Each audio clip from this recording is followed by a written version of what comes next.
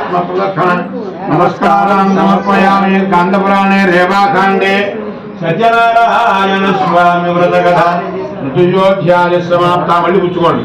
చతుర్థోధ్యాయः ప్రారంభः। ఆ రాజుగారి దగ్గర రెట్టింపుదనం తీసుకొని వాళ్ళ ఇంటికి వెళుతూ ఉంటే మాత్రం ఇంత కొద్ది కాలంలో పడవలకు పడవలు డబ్బులు సంపాదిస్తావా? సంపాదించలేము. ఈశ్వరుడు అనుగ్రహం వల్ల కానీ రాజుగారి అనుగ్రహం వల్ల కానీ మనకు అనుకోకుండా రెట్టింపు ధనం ప్రాప్తమైంది. కాబట్టి రెట్టింపు ధనంలో ఎంతో కొంత సద్వినియోగం చేద్దాం అనుకున్నారు.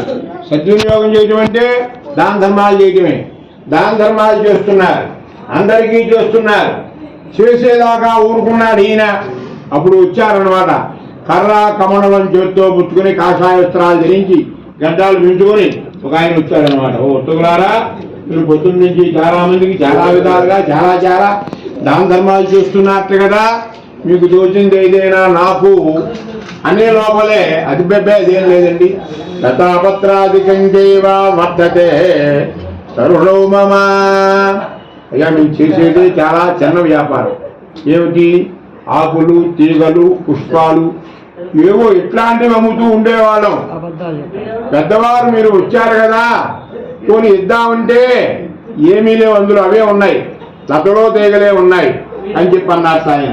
అలా అనేప్పుడు దాందే ఉంది ఆయన, బాధపడకు. తథాస్తు ఇత్యుక్త్వా వచనం శ్రుత్వా సత్యం భవతు దేవజః. నువ్వు అన్నమాట నిజమవుతుందయ్యా అన్న. అలా అనేప్పటికీ కట్టు వరకు మునిగి ఉండవలసిన పడవ ఒక్కసారి అలా చేరిపోయింది. పడవ నీళ్ళలో చేరిపోయింది. ఏమిటని పరిగెత్తుకుంటూ వెళ్ళి చూచారు. వీళ్ళు పెట్టుకున్న నవరత్నాలు, బంగారపు మాడ, బంగారపు ముద్దలు, వెండి రూపాయలు. రూపాయలని వెండి వేట 80 రూపాయలు కాదు అప్పట్లో. 2 రూపాయలు, నవరత్నాలు, వజ్రాలు, బంగారం, గోల్డ్ మొత్తం అంతా పోయింది. ఏముంది అంటే లతలు దగ్గర ఉన్నాయి. ఆ దృశ్యాన్ని చూసి మామ అల్లుళ్ళు ఇద్దరూ కూడా మూర్ఛ వచ్చి పడిపోయారు. స్పృహ తప్పి పడిపోయి కొంతసేపటికి తేరుకుని ఒకరినొకరు సంలాయించుకుని, మామయ్య 2 తప్పులు చేశాం. ఏమిటా 2 తప్పులు? ఫస్ట్ అబద్ధం ఆడాం, 2 ఆయన పెద్ద ఆయన అపహాస్యం చేశాం. ఈ 2 దోషాలు మనకి పట్టుకున్నాయి. కాబట్టి మన దోషం ఆ దోషం మనకి పోవాలంటే ఎక్కడ పోయిందో అక్కడే వెతుక్కోవాలి. ఒక చోట మానేసి ఇంకో చోట వెతుక్కుంటే దొరకదు. కాబట్టి ఆయన దగ్గరికి వెళదాం పదా అని బయలుదేరారు. ఏం చేస్తున్నాడు ఆ సాధువు? ఓ చెట్టు కింద కూర్చొని తపస్సు చేసుకుంటున్నాడు అనమాట. తపస్సు చేస్తుంటే అమాంతం వెళ్ళి బాధాక్రాంతులయ్యారు. ఏమని? అన్యథా శరణం నాస్తిత్వమేవ శరణం మమ. అయ్యా ఈశ్వర, ఈ క్షణంలో మమ్మల్ని రక్షించేవాడు నువ్వు తప్పితే ఇంకెవరు లేదు, ఎవరి వల్ల కాదు, నీవే రక్ష అని బాధాక్రాంతులయ్యారు. పరమాత్మ దయాళుడు కదూ, బోళా శంకరుడు అంటారు. కాబట్టి దయాళుడు కదా, ఆయనకి అవేముండవు, ఈర్ష్య ద్వేషాలు, కోపాలు, తాపాలు ఏముండవు. శరణు అంటే రక్షిస్తాడు కదా పరమాత్మ. వెంటనే ఆయన ఏం కావాలన్నా ఆయన ఏమిటి ఏం చేస్తామని మీ ఎదురు చాలా పొరపాటుగా ప్రవర్తించాం, మీరు అడిగితే ఏమీ లేదని చెప్పాము, అలాగే ఏమీ లేదు. ఇప్పుడు మీరేమన్నా ఇస్తేనే మీకేం కావాలి, మా ద్రవ్యం మాకు ఇప్పించండి. అలాగే అలా కాదు నాయన, మీ ధనం మీకు కాదు, మీకు రెట్టింపు ధనం ఇస్తున్నా అన్నారు పరమాత్మ. ఆ రెట్టింపు ధనం తీసుకున్నాడు, ఇంటికి బయలుదేరుతున్నాడు. కొంత దూరం వెళ్ళాక భార్య బిడ్డ గుర్తుకొచ్చారు. ఇంటి దగ్గర నుంచి వచ్చేసి చాలా కాలం అయిపోయింది, అసలు వాళ్ళు ఎలా ఉన్నారో ఏమిటో, ఉందో లేదో, తింటున్నారో లేదో అని చెప్పి జ్ఞాపకం కలిగింది. ఆయన జ్ఞాపకం కలిగి ఏం చేస్తున్నాడు అంటే ఇంటికి ఒక గుర్రాన్ని ఇచ్చి గౌరవిస్తున్నారు. బాగా మేము ఇద్దరం బాగా క్షేమంగా ఫలానా ఊళ్ళో ఫలానా ఇంట్లో మేము వస్తున్నట్టుగా చెప్పబోయా వెళ్ళి అని కబురు చేశారు. ఆ కబురు వెళ్ళే సమయానికి ఆ తల్లి కూతురిద్దరూ కూడా కూర్చుని ఇలాగే ఆడవాళ్ళిద్దరూ కూర్చుని వ్రతం చేసుకుంటున్నారట. అలాంటి సమయంలో చేసుకోవచ్చు ఒకళ్ళైనా సరే, అంతేగాని నేను వంట చేస్తాను నువ్వు వ్రతం చెయ్యి అని చెప్పకూడదు. కాబట్టి భార్యాభర్తలు దూరంగా ఉన్నారు కాబట్టి మా భర్తను మా దగ్గరికి పంపించవయ్యా అని చెప్పి ఆడవాళ్ళిద్దరూ వ్రతం చేస్తున్నారు. ఆ సమయంలో వెళ్ళాడు. ఏం చెప్పాడు? అమ్మ మీ భర్తామల్లుడు వచ్చేసారు, అడవులు రేవుల్లో ఉన్నాయి, ఏం ధనం బోళ్ళను సంపాదించారు అని చెప్పాడు అనమాట. చెప్తే అప్పుడు అంటోంది తల్లి, అమ్మ ఈ పూజ ఇంకా సమయం పట్టేట్టుగా ఉంది కదా, నిదానంగా నువ్వు చేసుకురా, నేను వెళ్ళి నాన్నగారిని అల్లుడు గారిని వాళ్ళందరినీ పలకరిస్తాను అని చెప్పి వ్రతాన్ని కూతురు కప్పచెప్పింది. తల్లి వెళ్ళింది. ఎప్పుడైతే తల్లి వెళ్ళిందో ఆ పిల్ల అనుకుంటోంది మా ఆయన్ని పెళ్లిలో చూశా, మళ్ళీ చూడలేదు. వెళ్ళవగానే తీసుకెళ్ళారు. వ్యాపారం నా వల్ల అయిపోయింది, వ్యాపారం వెళ్ళారు. మళ్ళీ రాలేదు ఆయన. ఇప్పుడు వచ్చారు. ఇప్పుడు వస్తేనో పూజలు తీర్థాలు జపాలంటున్నారు వీళ్ళు. కాబట్టి అలా కాదనుకుంది ఆవిడ వెళ్ళగానే వీళ్ళు కూడా ఆవిడ వెనకాలే బయలుదేరి వెళ్ళిపోయింది అనమాట. అలా వెళ్ళిపోతే అక్కడికి చేరేప్పటికీ మామగారి పడవ మాత్రమే ఒడ్డుకొచ్చింది. అల్లుడు గారి పడవ పెద్ద కెరడం వచ్చి కొట్టుకుపోతుంది అనమాట. ఆ కొట్టుకుపోతున్నటువంటి పడవని చూసింది ఈ పిల్ల. నా భర్త లేని గాడికి నేను మాత్రం ఉండి ఏం ప్రయోజనము, నేను కూడా ఇదే నదిలో దూకుతా, గమనం చేస్తా, నదిలో దూకేస్తున్నా అని చెప్పి అక్కడ నదిలో దూకుపోతాడు. ఆకాశ మార్గంగా మాటలు నిలబడ్డాయి. అమ్మాయి నువ్వు చచ్చిపోనక్కర్లేదు, వ్రతం పూర్తి చేయకుండా తీర్థ ప్రసాదాలు పుచ్చుకోకుండా వచ్చిన కారణం చేయడానికి భర్త అదృశ్యమైనాడు. జీవించే ఉన్నాడు, బ్రతికే ఉన్నాడు, సత్యము అని ఆకాశ మార్గంగా మాట్లాడబడ్డాయన్నమాట.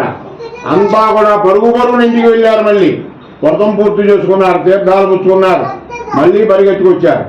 ఎప్పుడైతే పరిగెత్తుకొచ్చారో ఇందాక కొట్టుకుపోయిందిగా పడవ, ఆ కొట్టుకుపోతున్న పడవ ఈసారి ఎదురు కొట్టుకొచ్చిందయా నీళ్ళల్లో అన్నారు. అదేంటండి పడవ నీళ్ళల్లో ఎదురొస్తుందా అని అడిగారట. మనకి ఎదురు రాదు, వాళ్ళు రాదు, మనకి ఏమీ రావు. ఈశ్వరుడు అవన్నీ ఏమీ లేవు. పంచభూతాలు ఆయన స్వాధీనం కాబట్టి ఆయన ఏం చెబితే అది వినాలి కాబట్టి అంతా మంచిగా జరిగింది. అప్పుడు అదంతా చూసుకుని షావుకారు సంతోషించారు. అప్పుడు ఆలోచించారు, మళ్ళీ ఇంటికి వెళితే వ్రతం చెయ్యాలి. మళ్ళీ ఇంటికి వెళితే చేస్తానో చెయ్యను, లోపల వాళ్ళు అలాగే వాయిదాలు వేస్తూ వచ్చాను కదా, అలా ఇబ్బంది పడతామని చెప్పేసి అదే రోజున అదే నది ఒడ్డున సత్యనారాయణ స్వామి వారి వ్రతాన్ని మామగారు అల్లుడు గారు ఇద్దరు కూడా నది ఒడ్డునే చేసుకుని తర్వాత ఇంటికి వెళ్ళారట. అందువల్ల నదీ తీరంలో కూడా చేస్తూ ఉంటారు మన వాళ్ళు. తోటల్లో, దేవాలయాల్లో, నదుల్లో, గృహాల్లో చేస్తూ ఉంటారు. కాబట్టి నది ఒడ్డును చేసుకుని తర్వాత ఇంటికి వెళ్ళారు. ఇంటికి వెళ్ళాక కూడా మర్చిపోకుండా చక్కగా చేసుకుంటూ బ్రతుకునంతకాలము ఆచరించి అంచెంలో మహావిష్ణువు వారి సాహిత్యం పొందారయ్యా అని చెప్పారనమాట. గోవిందా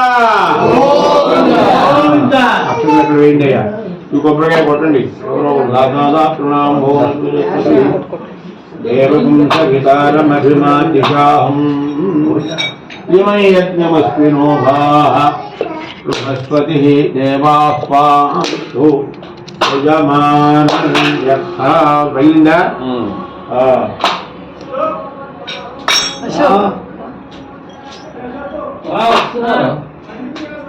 ఎవరో పెరగడమో అరగడమో ఇది జరుగుతుంది అక్కడ. పుట్టారా? నైవేద్యం పెట్టండి. ఓం భూర్భువ శుభః తత్సవితుర్వరేణ్యం భర్గో దేవస్య ధీమహి ధియో యో నః ప్రచోదయాత్. నిత్యం భక్తేన పరిశించామి భౌతముతో ప్రస్తరణమితి ఔషధార్థం యథాభాగం నారికేళఫలసర్వతే కదలీఫలం నివేదయామి. ఓం అపానాయ స్వాహా, ఓం జ్ఞానాయ స్వాహా, ఓం ఉదానాయ స్వాహా, ఓం సమానాయ స్వాహా, ఓం బ్రహ్మణే తుల్యమైన మధ్య మధ్యే పానీయం సమర్పయామి. స్తోవృత్తాలయం వృత్తాలయామి శుద్ధ ఆచమనీయం సమర్పయామి. సమ్రాజం చ విరాజం చ అభిశ్రీర్యాచనో గృహే లక్ష్మీరాష్ట్రస్య యా ముఖేతయా మాతుం త్రిజామకరం. మంగళం గోసలేంద్రాయ మహనీయ గుణాత్మనే చక్రవర్తి తనూజాయ సార్వభౌమాయ మంగళం. అన్నారా? గట్టిగా అంటున్నారా? గట్టిగా ఉన్నారని కథలు చెబుతున్నాడు. పుష్పాలను సమర్పయామి, ఆత్మ నమస్కారం సమర్పయామి. రెండు చేతులు రెండు దండం అది ఆత్మ నమస్కారాన్ని అది కొట్టాడా. కాంతపురాణే రేవా సత్యనారాయణ ఓకే. మళ్ళీ పుచ్చుకోండి అక్షతలు. పంచమోధ్యాయ ప్రారంభ.